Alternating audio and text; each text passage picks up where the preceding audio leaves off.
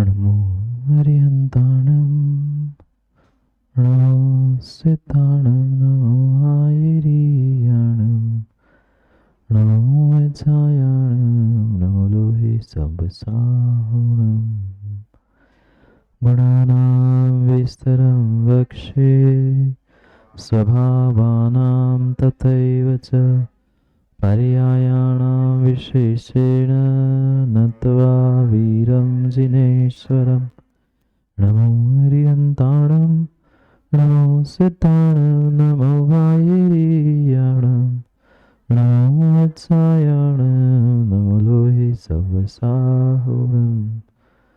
पंच परमेश्वर भगवान की, आचार्य भगवान देवसेन स्वामी की, आचार्य भगवान गुरुवर विशुद्ध सागर जी महाराज के सनातन जैन धर्म के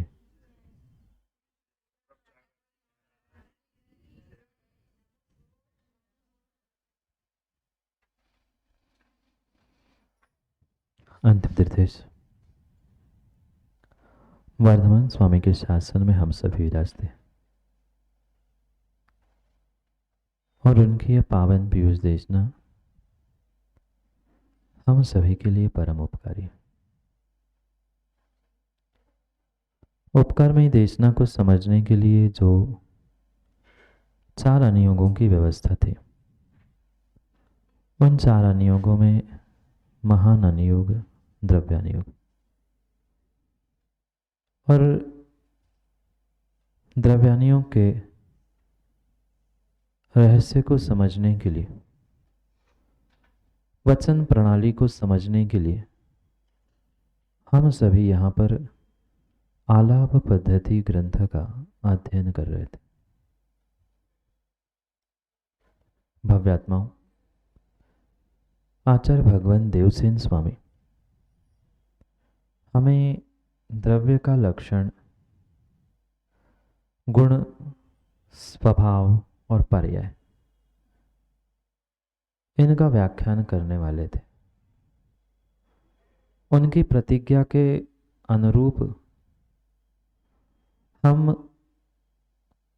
क्रम क्रम से गुणों को, फिर पर्यायों को समझा। अब स्वभाव को हम यहाँ समझ रहे थे। सामान्य और विशेष मिलाकर 21 स्वभावों को हमने समझा था। उनके लगभग हमने अर्थ भी समझने का प्रयास किया था और स्वभाव और गुणों में अंतर भी समझा था। मात्र अपेक्षाकृत दोनों में अंतर थे। वही जो चेतन गुण है, जब अचेतन स्वभाव के साथ जोड़ा जाएगा तो वही चेतन स्वभाव कहलाएगा। ऐसे हमने सामान्य और विशेष स्वभावों को कल तक समझा। अब आगे आचार्य भगवंत देवसेन स्वामी 29 नंबर के सूत्र में हमें आगे के विषय को समझाना चाहते हैं, क्योंकि ये तो हमने समझ लिया 21 भाव तो होते हैं, पर कौन से द्रव्य में कितने, कैसे, क्या, इसका भी बोध होना आवश्यक था। इसलिए अगले सूत्र में आचार्य भगवंत उसी को हमें यहाँ समझा रहे। पढ़ते हैं अगला सूत्र 29 नंबर का, जहाँ जीव और पुद्गल इन दोनों द्रव्यों के स्वभावों की चर्चा, उनकी संख्या का व्याख्यान किया जा रहा है। जीव पुद्गलयोरेकविंशतिः, जीव पुद्गलयोरेकविंशतिः, जीव पुद्गलयोः एकविंशति। जीव और पुद्गल ये दोनों द्रव्य है, उनके तो पूरे 21 स्वभाव होते हैं। जैसे कि कल हमने समझा, चेतन भी, अचेतन भी, मूर्त भी, अमूर्त भी, स्वभाव भी, विभाव भी, उपचरित भी, ये सभी 21 स्वभाव जीव और पुद्गलों में ही होते हैं। अन्य चार द्रव्यों में ये होते ही नहीं है। क्यों नहीं होंगे? क्योंकि वे कभी अशुद्ध होते ही नहीं, विभाव को प्राप्त होते ही नहीं, उनमें कोई उपचार होता नहीं।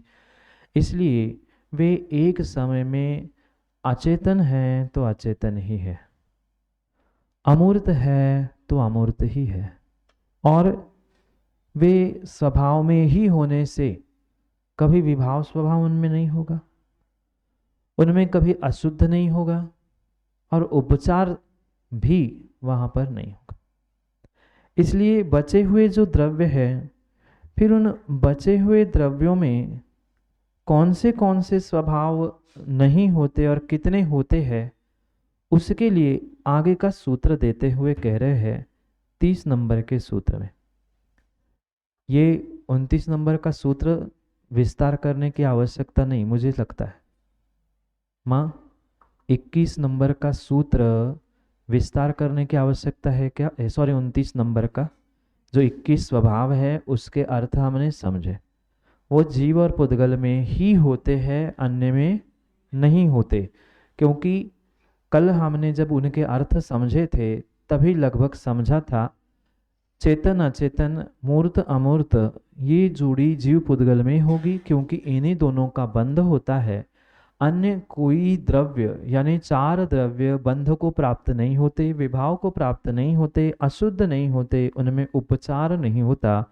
इसलिए उन चार द्रव्यों में 5 स्वभाव कम होते हैं, पर जीव पुद्गल में पूरे 21 स्वभाव सामान्य और विशेष की अपेक्षा से होते हैं। ये हमने 29 नंबर में पढ़ा।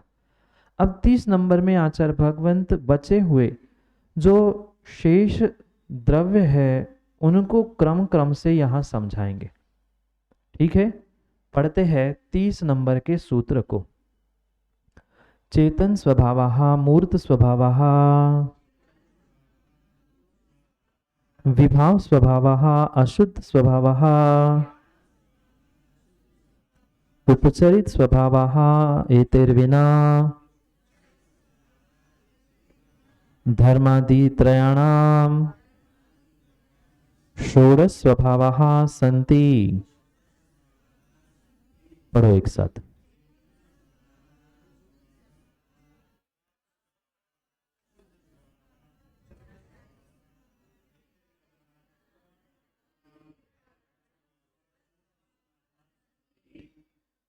जो चार शेष द्रव्य थे कितने बचे थे? 6 में से 2 में 21 हो गए, 4 बचे थे। पर अब चारों का एक साथ व्याख्यान नहीं कर रहे हैं।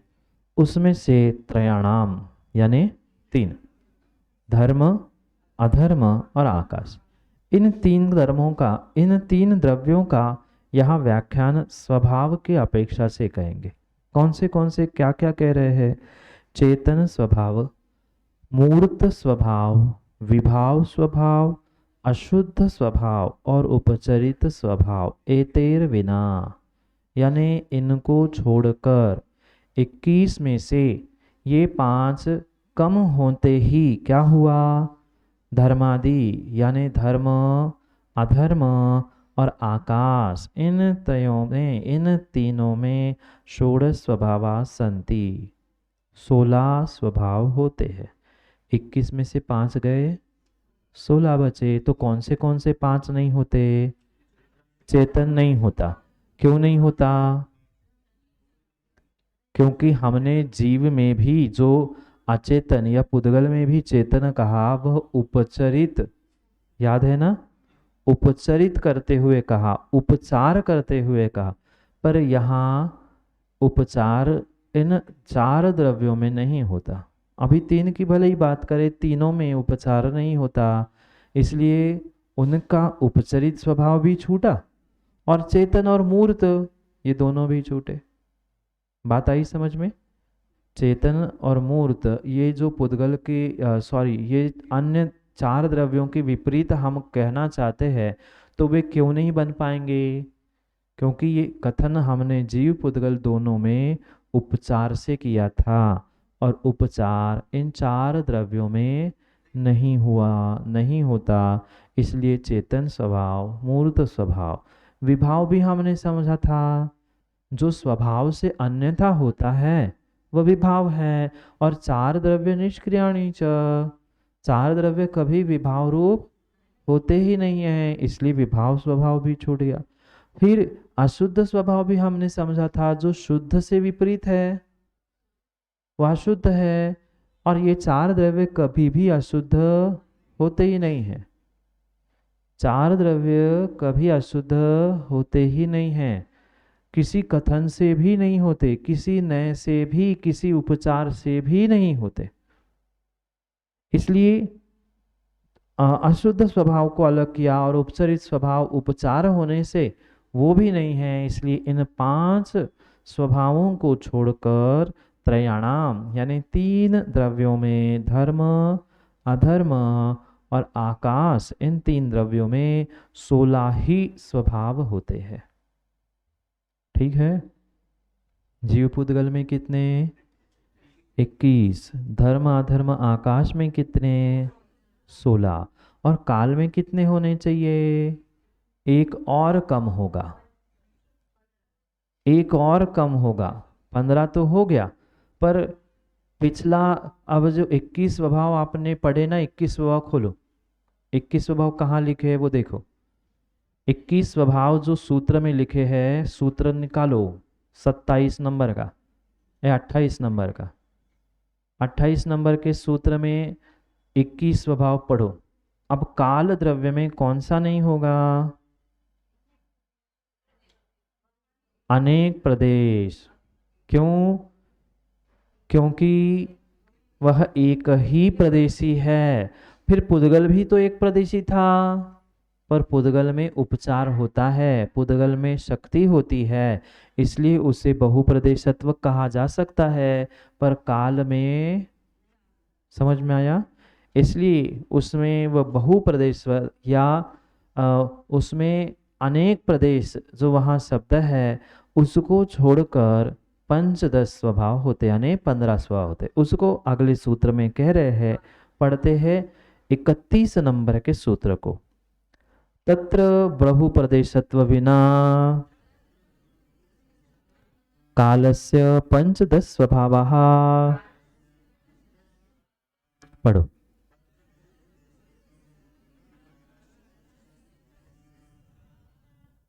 तत्र, तत्र मतलब वहां जो 21 स्वभाव अभी बताए ना, उनमें से बहुप्रदेशत्व बिना, उनमें से जो 5 पहले ही हमने कम कर लिए, ठीक है, उन 5 कम करने पर बचे कितने थे? 16। अब विषय 16 से लगाना, ना कि 21 से, क्योंकि 21 से एक कम करो तो कितने होंगे? अरे 21 से एक कम करने से 20 होंगे। पर इसलिए धारा प्रवाह से सूत्र जैसे क्रम से चल रहे हैं, वह सोपोस्कार यानी पिछले संस्कारों को लेके आगे बढ़ना है, ना कि एक छलांग लगा के। समझ में आया क्या? हमने 28 और नंबर में 21 स्वभाव पढ़े, 29 में भी 21 स्वभाव का वर्णन पढ़ा और 30 में 16। तो अब उन 16 में से एक कम करके, तत्र जो है ना, तत्र 21 को नहीं बता रहा है, तत्र 16 को बता रहा। समझ में आया? उन 16 में से कौन को अलग कर दो? और बहुप्रदेशत्व या अनेक प्रदेश स्वभाव, इसके बिना, इसके अलावा कालस्य, काल के पंचदश स्वभाव, काल के 15 ही स्वभाव होते। बात आई समझ में? सीधा सा गणित है। जीव पुद्गल में 21, धर्म अधर्म आकाश में 16 और काल में 15। क्योंकि यहाँ कोई उपचार नहीं होगा, इसलिए वह उपचरित भी नहीं होगा, तो यहाँ बहुप्रदेशत्व भी उसमें होगा नहीं। ठीक है, आगे पढ़ते हैं। इतना समझ में आया? 3 सूत्र वही जो हमने पढ़ा है उसको संख्या के अपेक्षा से यहाँ पर बता रहे हैं। शायद छोटे पुस्तक ग्रंथ जिनके पास हो, एक श्लोक है, उस श्लोक का उच्चारण हम करेंगे। बड़े पुस्तक का पता नहीं, वहाँ पर शायद 16 छोटे उसमें लिखा है, तो श्लोक का उच्चारण हम पढ़ते हैं। 21 भावास्योर जीव पुद्गलयोर्मता धर्मादीनां षोडस्युः काले पंचदश स्मृतः। पढ़ो एक साथ।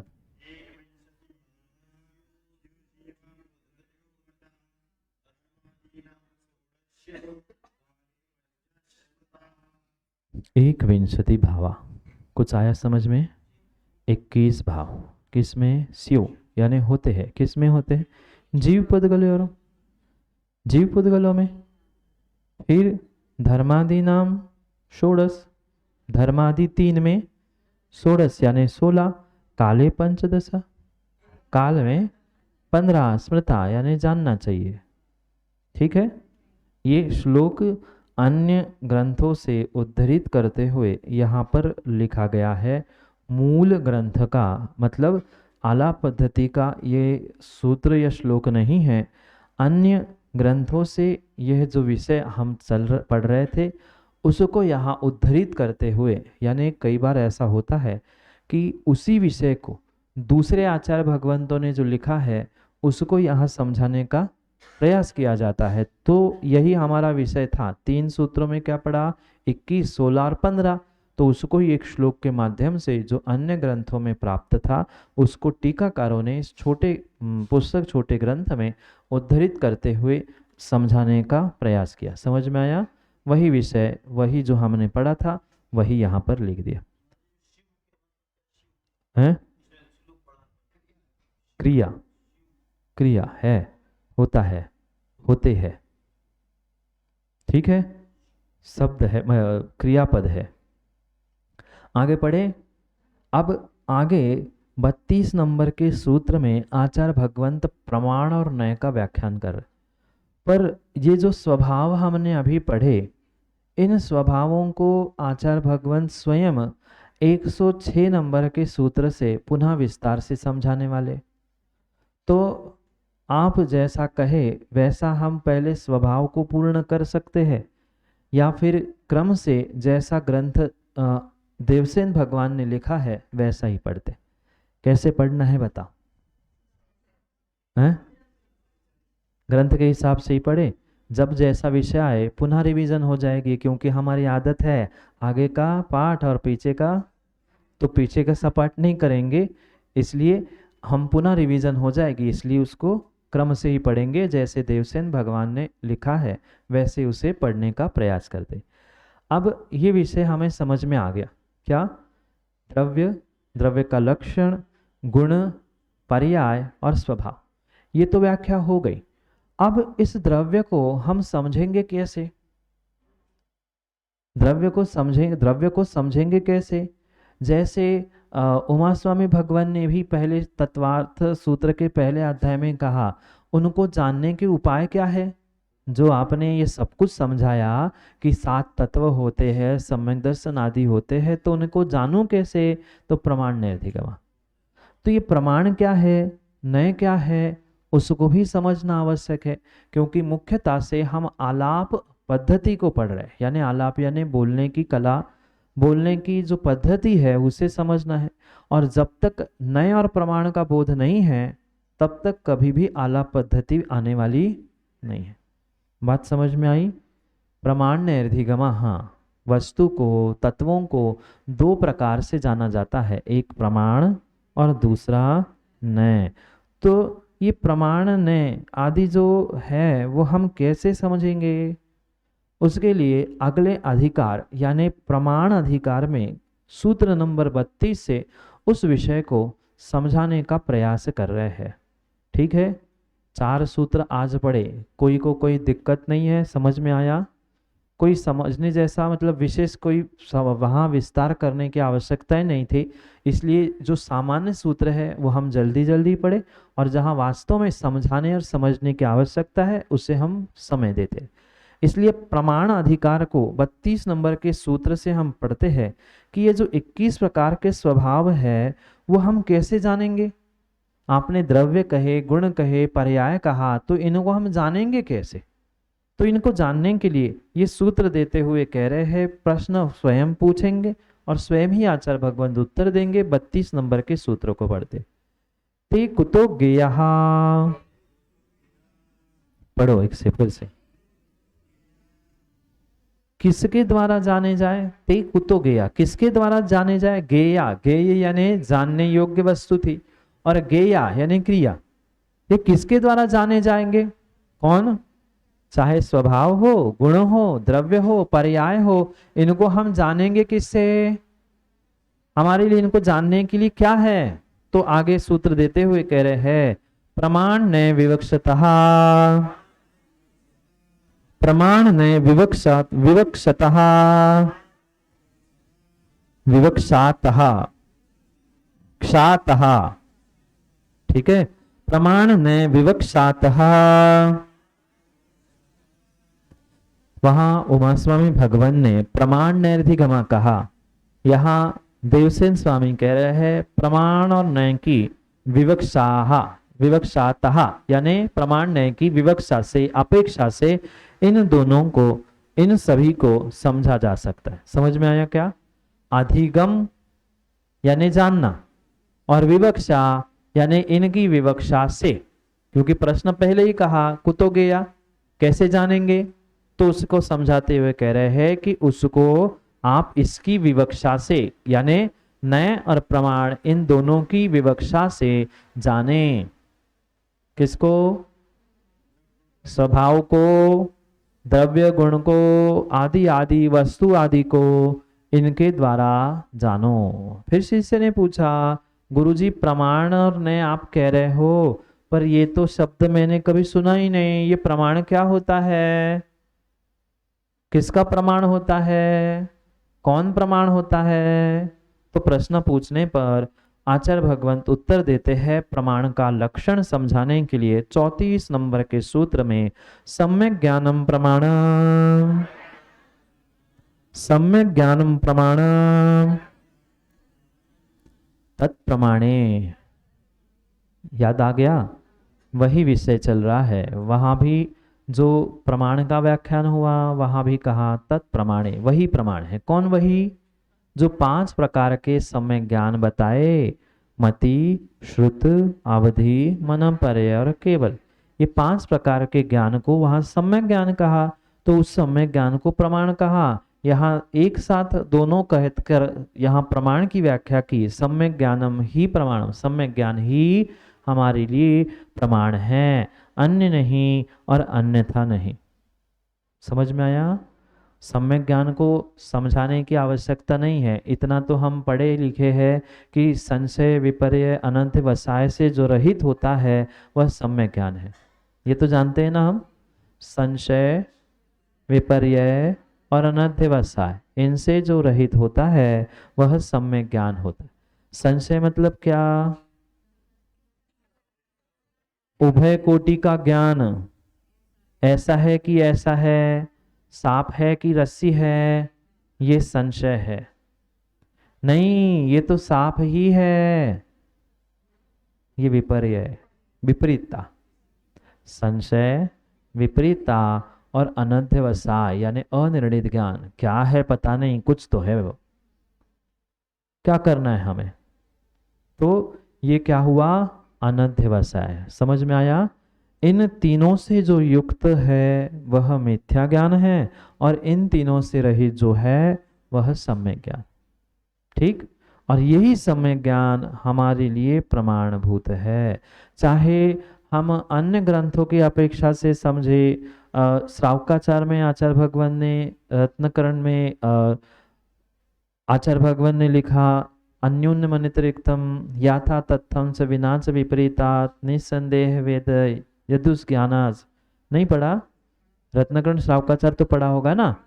वहां आचार्य भगवान ने यही लिखा कि अन्योन्य मनुतरिक्तम, न कम न ज्यादा, जैसा है जो है वैसा का वैसा निर्णय करना, न संशय न विपरीतता न कोई अनध्यवसाय, ऐसा जो ज्ञान है यही सम्यक ज्ञान है, और ऐसा ही सम्यक ज्ञान हमारे लिए प्रमाण है। फिर प्रमाण मात्र शब्द प्रमाण है, पर प्रमाण के और भी तो भेद है, तो उसको भेदों को 35 नंबर के सूत्र में समझा रहे हैं। तद्वेधा प्रत्यक्षेतर भेदात्, तद्वेधा प्रत्यक्षेतर भेदात। प्रमाण दो प्रकार से। तत् द्वेधा, तद यानी कौन? प्रमाण, सम्यक ज्ञान। वह द्वेधा यानी दो प्रकार का। कैसा? प्रत्यक्ष इतर। संधि होकर प्रत्यक्षेतर हो गया है, पर प्रत्यक्ष और इतर, ठीक है। प्रत्यक्षेतर ई वर्ण ई के आगे आने से अ का ए होकर वह प्रत्यक्षेतर भेदात, ऐसा वहां पर संधि बन गई है। तो प्रत्यक्ष और इतर यानी कौन? इतर, परोक्ष। हमने जो विषय पहले अध्याय में पढ़ा है ना, लगभग यही विषय चल रहा है, इसलिए मैं अधिक समय सूत्रों पे नहीं दे रहा हूं। जो नया विषय है समझने योग्य, वहां हम रुक के अच्छे से समझेंगे। प्रत्यक्ष और परोक्ष दो प्रकार के भेद है, समझ में आया?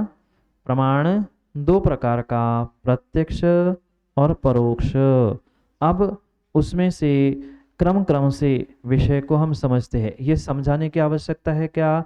मति श्रुत परोक्ष है, अवधि मन पर यह एक देश प्रत्यक्ष है, केवल ज्ञान सकल प्रत्यक्ष है, ये हम सब पढ़ा है।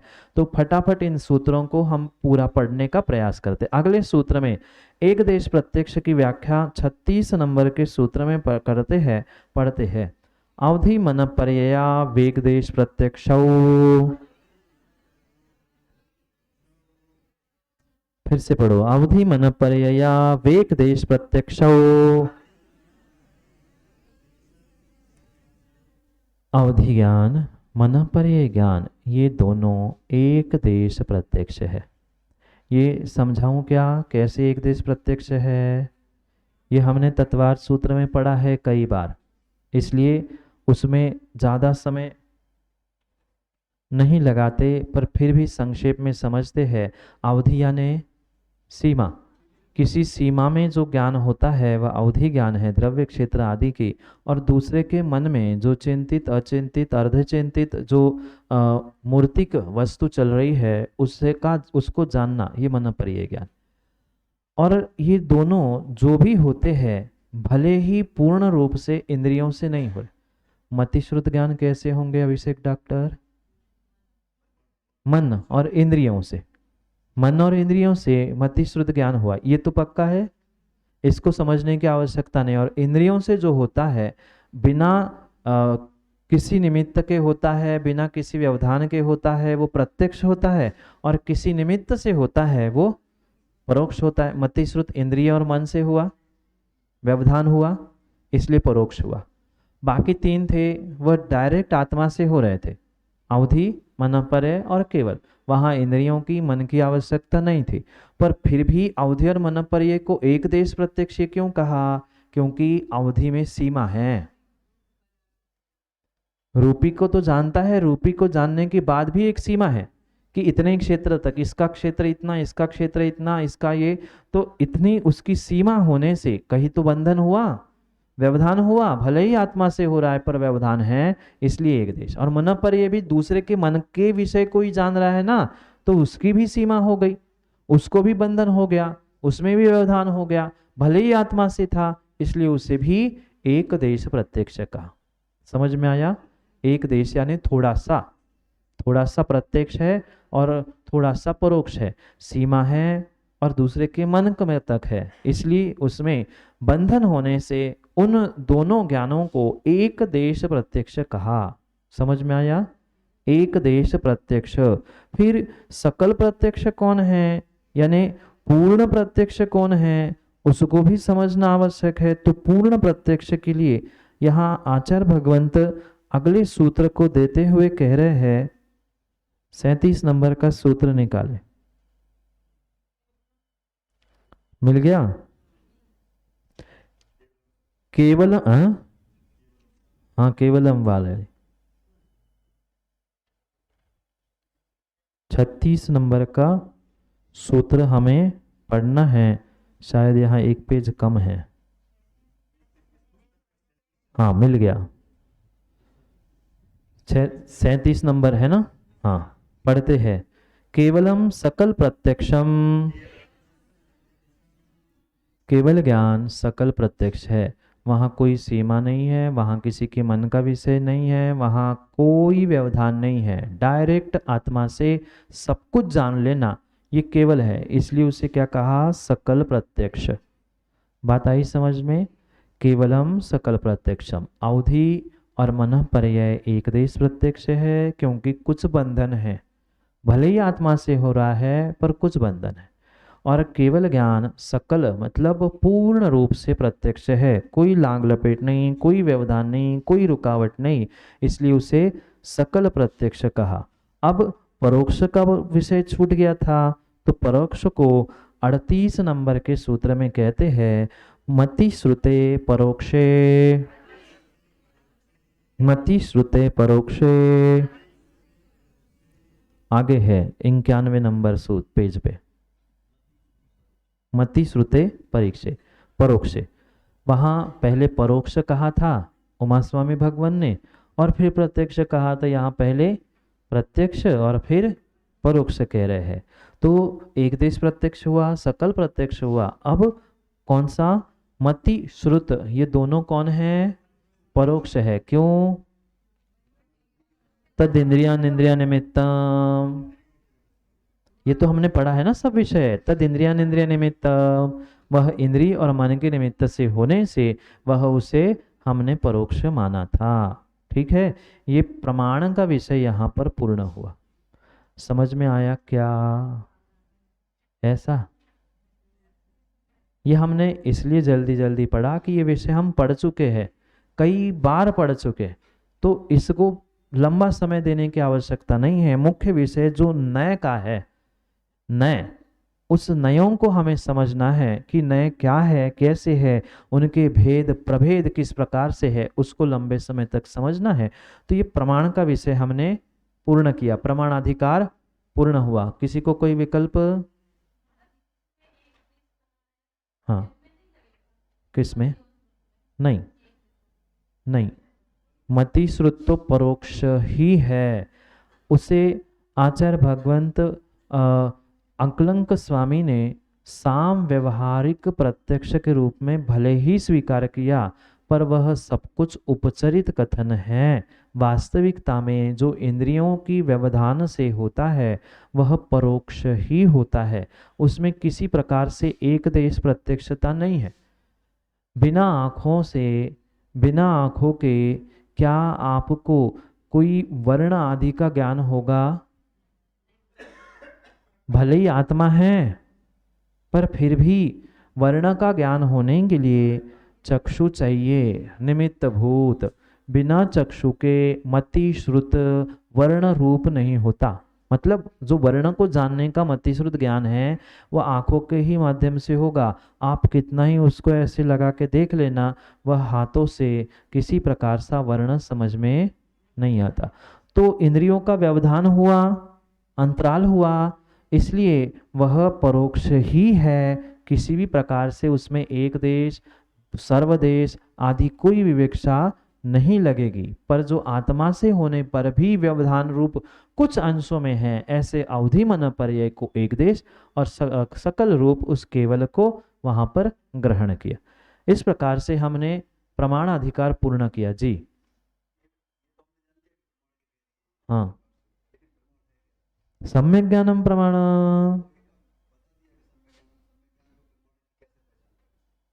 है, बता दिया ना सम्यक ज्ञान। संशय विपर्य अनध्यवसाय, इनसे जो रहित है, चाहे निर्मल जी का हो, चाहे बीसी जैन साहब का हो, चाहे प्रोफेसर चाहे डॉक्टर किसी का हो, अगर संशय अनध्यवसाय और विपर्यास इनसे रहित है तो वह सम्यक ज्ञान है। बहुत व्यापक परिभाषाएं हमारे आगम की है, शब्दों में आचार्यों ने नहीं बांधा कि इतना ही सम्यक ज्ञान है। बहुत व्यापक सम्यक ज्ञान है, जिनमें ये 3 लक्षण मिलेंगे वह सम्यक ज्ञान है। अग्नि क्या है? खोज लेना, कहाँ मिलेगी अग्नि? अग्नि क्या है? सीधा सा गणित है, जहां उष्णता मिल रही है वो अग्नि है। जीव कौन?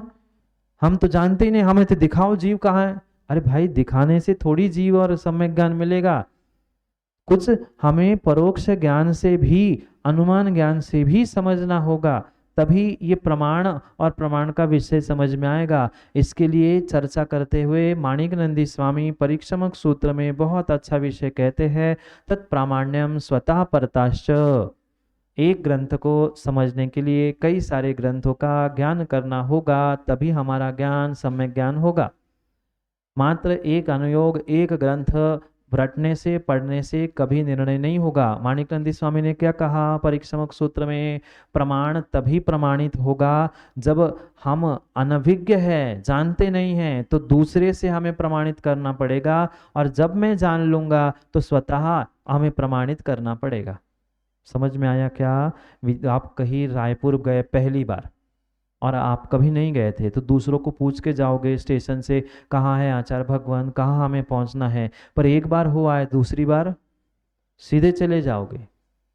ऐसे ही जब तक हमारे भीतर निर्णय नहीं है, तब तक परोक्ष ज्ञान से आप समझ लो, आगम से समझ लो ये सम्यक ज्ञान है। और जब तुम्हारा ही सम्यक ज्ञान हो कि तुम्हें निर्णय होगा ना, तुम्हें किसी से पूछना नहीं पड़ेगा कि सम्यक ज्ञान क्या है।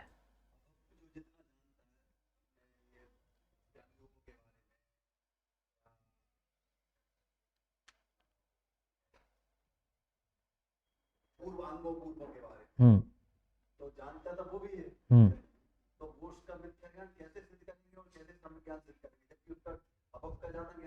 हम्म। बताइए प्रोफेसर जी, आप बताइए फिर मैं बताऊं। कितना ही पूरा पूरा आगम धरेवी, आचार्य भगवंत कहते हैं कि तुम्हारे पास एक अक्षर का भी श्रद्धान कम है। द्वादशांग की तो छोड़ ही दो, आगम के एक अक्षर पर भी तुम्हारा श्रद्धान कम है, डगमग है, नहीं है। आप मिथ्या दृष्टि हो, और जो मिथ्या दृष्टि है उसका ज्ञान, बोलो ना, मिथ्या ज्ञान है। चाहे वह अभव्य पूरे द्वादशांग को रट के रख ले, पूरे रट के रख ले, चाहे ग्रेवेक तक पहुंच जाए, पर उसका ज्ञान प्रमाणित हो ही नहीं सकता। मात्र बार बार समझने का पुरुषार्थ करो, ज्ञान शब्दों का नहीं चाहिए। कई बार मैं इस बात को कह चुका हूं, अनुभूति का ज्ञान ही सम्यक ज्ञान है, कोरे शब्दों का ज्ञान सम्यक ज्ञान नहीं हो सकता। अब बोलो, शब्दों का ज्ञान है कि अनुभूति का ज्ञान है? फिर वो सम्यक दृष्टि है कि मिथ्या दृष्टि है? उसका ज्ञान सम्यक ज्ञान है कि मिथ्या ज्ञान है? अरे गधा घोड़ा, गधा अपने आप को घोड़ा माने बनेगा क्या?